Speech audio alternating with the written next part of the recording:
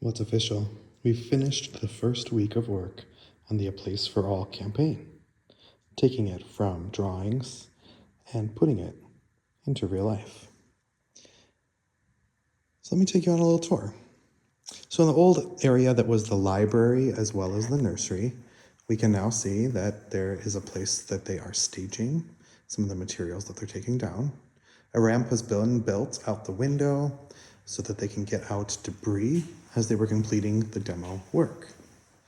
Behind this plastic barrier is where the majority of the work has been taking place. So let me show you. You can see a lot of scaffolding in place here, as well as the floor being cut open to make room for the new stairwell, as well as the elevator. Right here you can see this metal beam, this wall support from top to bottom. This will be a new doorway that eventually will go into the church office area, but in the meantime it will also go into the nursery. Right around the corner, they removed one of the rolling timber doors that we've kept, and this is going to be the new double door entryway so that you could walk into the social hall from the elevator lobby.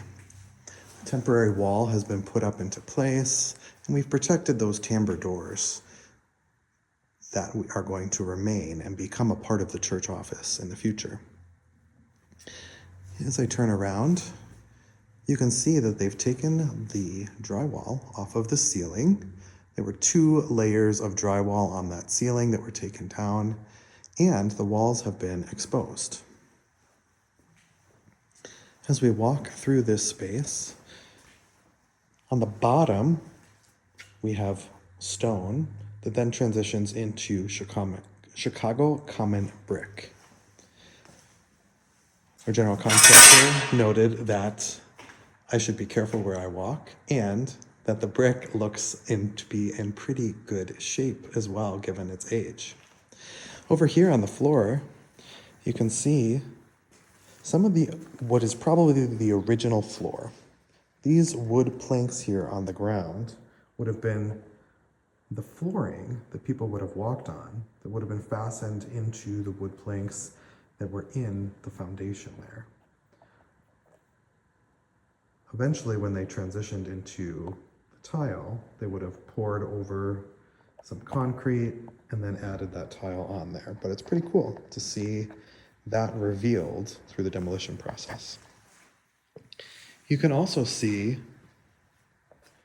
the gas lines that were behind the walls and in front of the walls. This would have been where the gas exit sign would have sat on top of there. We actually have one upstairs that is an original to the building. And then the gas line would have run down and gone behind the wall there before heading upstairs. And it looks like there probably used to be a gas light in the fellowship hall, and you can see that gas line running right across what used to be the ceiling. And right up there you can see a lot of the joists, the floor joists, running back and forth. While some have been cut, a few remain in place, and the general contractor noted that these are actually in really good shape. These are the good stuff, these joists here. This is the old wood that you can see.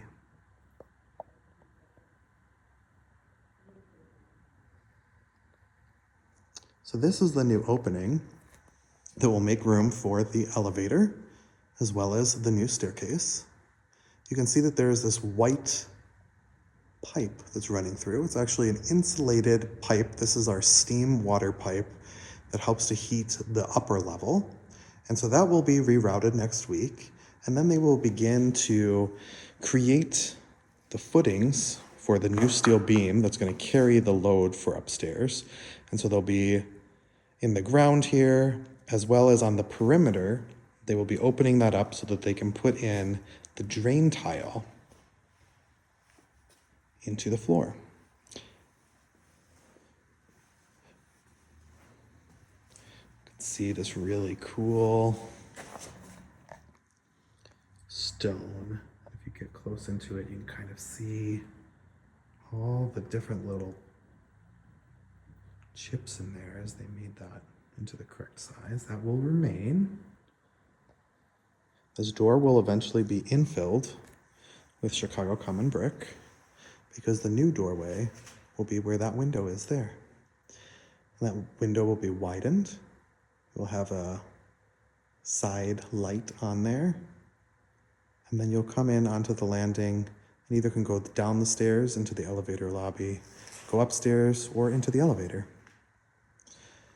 Up on the main floor, you can see they've built a safety railing in place, and behind that railing right there is where the new ADA accessible bathroom will be.